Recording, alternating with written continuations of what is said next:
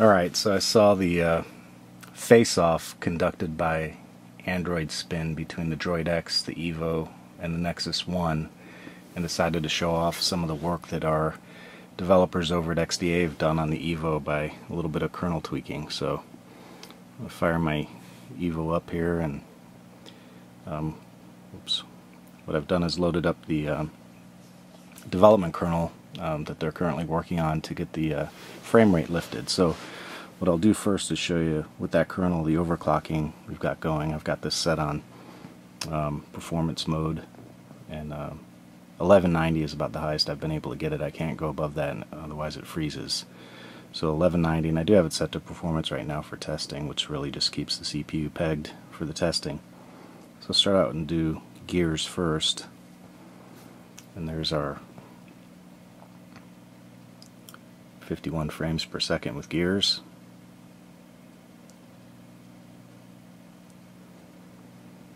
Okay. Go ahead and run linpack, and there's my last test, but I'll go ahead and run it again for you. So you're seeing there's 8.2 pretty consistently. Okay, and now we'll do FPS 2D.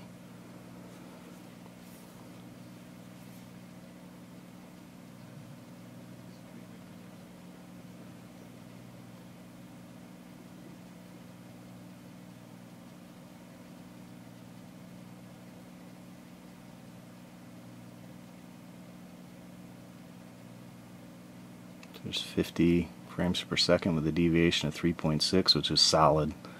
Good performance there. This is Nina Mark.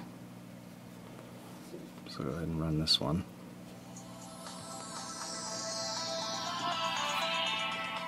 This takes just a minute, so I'll just set that down and let it run.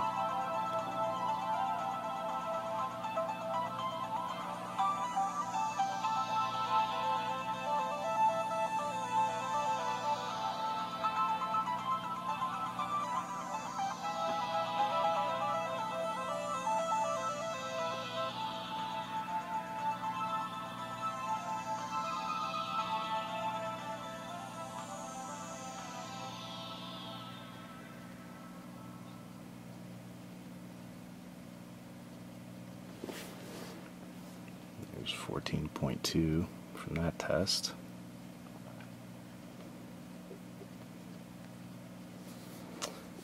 And then I'm going to go ahead and run NeoCore.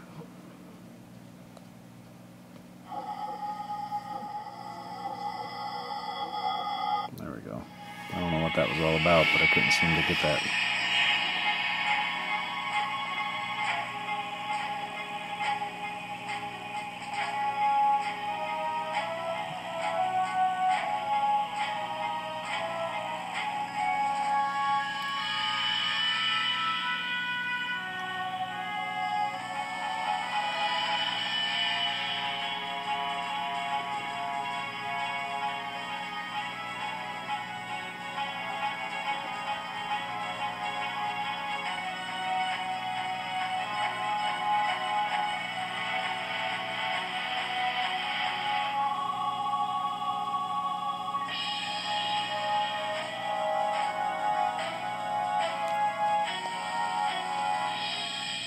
It's only 7.3 on that test.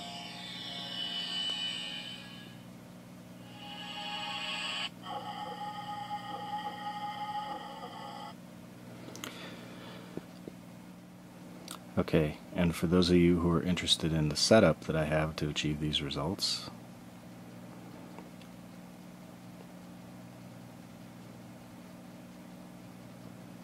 I've got, this is the T2 V2 kernel.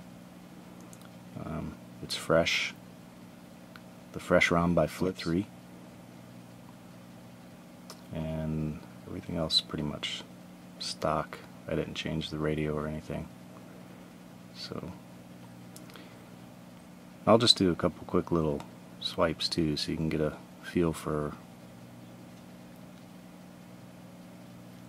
how fast this thing moves around. I mean, it's really responsive to the touch now. I'm happy with it. And the only thing that doesn't work is the cameras, and I know they'll get that fixed when the kernel source is released. They'll get that taken care of. But so there you go. Shame on HTC for not producing a kernel that would drive the hardware the way this one does. And it took our developers at XDA their time and effort to make this thing work the way it does, so big props to them.